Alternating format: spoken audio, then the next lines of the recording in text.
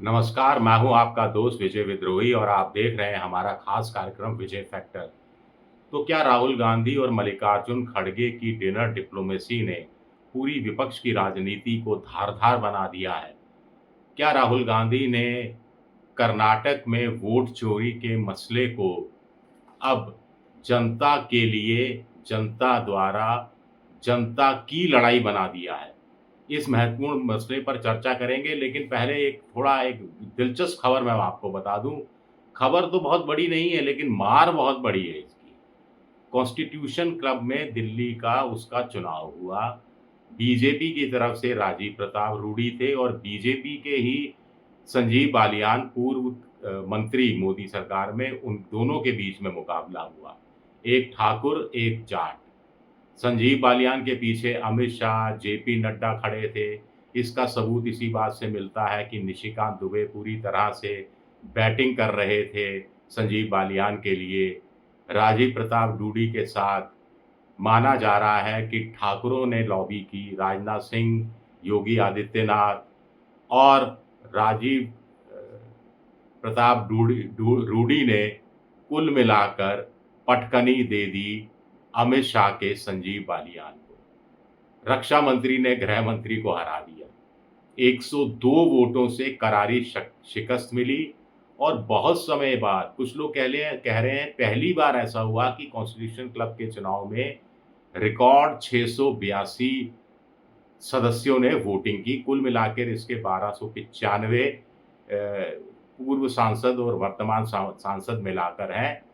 विपक्ष का पूरा साथ, राहुल गांधी, सोनिया गांधी, प्रियंका गांधी, ये तो वोट देने भी गए, मल्लिकार्जुन खड़गे भी वोट देने गए। स्वाभाविक है, वोट देने गए तो किसको वोट देकर आए होंगे, ये आपको समझाने की ज़रूरत नहीं है। तो क्या ये ट्रेलर है? क्या इसकी असर भारत की राजनीति में बहुत दूर तक होने वाला है? इस पर हम और आप चाहें तो विचार कर सकते हैं, लेकिन फिलहाल राहुल गांधी पर आते हैं। देखिए, बिहार में एसआईआर का मामला सुप्रीम कोर्ट में चल रहा है। ऐसे संकेत मिल रहे हैं कि याचिकाकर्ताओं को बहुत बड़ी कोई राहत नहीं मिलने वाली है और राहुल गांधी ने इससे अपने आप को निर्लिप्त इस रूप में कर लिया है कि उन्हें लगता है कि कर्नाटक में जो बेंगलुरु सेंटर की जो लोकसभा सीट का महादेवापुरा विधानसभा सीट में जो वोटों की एक तरह से नब्ज़ टटोली गई या सेहत नापी गई, वो पता लगा कि 1,250,000 फर्जी वोटर निकले। तो राहुल गांधी इस मसले को बड़ा मसला बनाना चाहते हैं, जनता के बीच में ले जाना चाह रहे हैं। इसको बिहार की एसआईआर के साथ जोड़ रहे हैं, जिसमें कुल मिलाकर सुप्रीम कोर्ट क्या आदेश देता है, क्या आदेश नहीं देता है, उससे उनका कोई लेना-देना नहीं है। ये मोटे तौर पर स्पष्ट कर दिया गया है कि ये जनता की लड़ाई है। सुप्रीम कोर्ट भले ही चुनाव आयोग को राहत दे दे, लेकिन 65 लाख लोगों के जो नाम कटे हैं, इतने ही लोगों के नाम कटने की जो आशंका ज़ाहिर की जा रही है, जिसमें गरीब है, दलित है, ओबीसी है, आदिवासी है, अल्पसंख्यक है और इसके साथ-साथ दूसरा सवर्ण जाति का भी कुछ वोटर है। तो उसके अधिकार की लड़ाई राहुल गांधी जो लड़ रहे हैं, उसका पूरा प्रोग्राम सामने आ गया है। 15 अगस्त आज़ादी का दिन है, तो उससे एक पहली रात 14 अगस्त को देश भर में मशाल जुलूस निकाले जाएँगे। उसके बाद लोगों का से हस्ताक्षर अभियान विशेष तौर पर चलाया जाएगा। 15 सितंबर से 15 अक्टूबर, इस तब तक बीच में बिहार में चुनाव की घोषणा हो चुकी होगी। वैसे अभी भी जो लोग जुड़ रहे हैं, कांग्रेस की जो वेबसाइट के अनुसार 15 लाख लोगों ने सीधे अपना जुड़ाव सामने रखा है और 10 लाख लोगों ने मिस कॉल दी है, तो 25 लाख लोग जुड़ भी चुके हैं। तो देश भर के अंदर 15 सितंबर से 15 अक्टूबर के बीच में सभी ज़िलों में मशाल मार्च किया जाएगा। मशाल मार्च किया जाएगा, लोगों के हस्ताक्षर अभियान चलाया जाएगा और ये हस्ताक्षर जो कराए जाएँगे, वो भारत के चुनाव आयोग को भेजे जाएँगे, ये वोट चोरी के खिलाफ।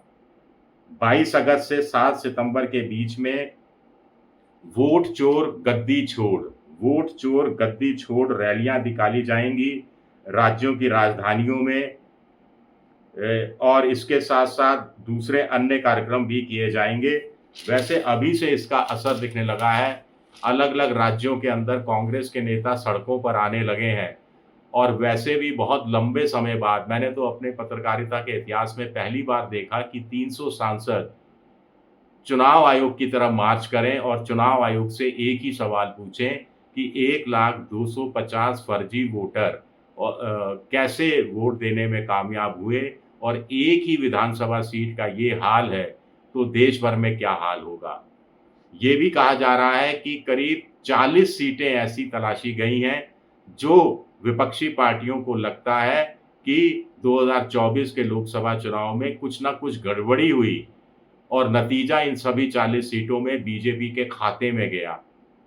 तो उन 40 सीटों पर भी उसी तरह का गहन परीक्षण कराया जाएगा जैसा कि बेंगलुरु सेंट्रल की महादेवापुरा विधानसभा सीट में कराया गया।